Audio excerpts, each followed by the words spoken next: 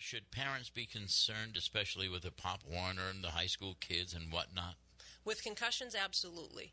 Concussions are one of those things that, while very, very rarely, if you sustain a second concussion while you have symptoms for a first, you can have a significant brain injury. Like, how does that translate later on in life?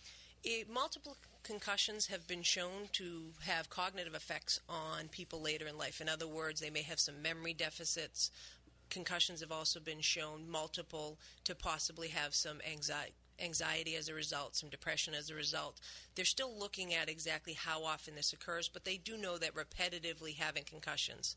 Is Southcoast Health actually working in conjunction with this issue with the local schools and whatnot? What are you doing at Southcoast Health in this regard? Yeah, all of our athletic trainers work with their coaches and their athletes on concussion recognition and on concussion education so that everybody's aware of what they need to look for and the precautions that need to be taken when an athlete is returning to play after they have been cleared by their physician to return. Kathy Thornton, I know I've had you on before. You're so filled with a lot of great knowledge. What didn't I ask that you'd like to leave our listening audience with? Well, I think, with this study that has come out on CTE, everyone is upset about it and obviously thinking about it. But what we want to also remember is that CTE is a long-term effect of possibly trauma to the head. They're still trying to figure out exactly what causes it, all the factors that go in. We really need to also be cognizant of what happens in the short term.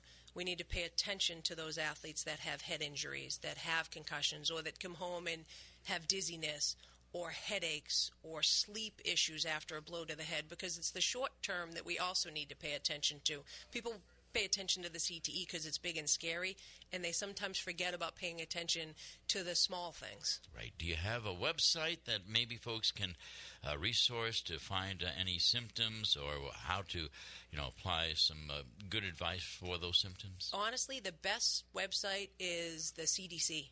Heads Up for concussions. They have great information for coaches, parents, and athletes alike.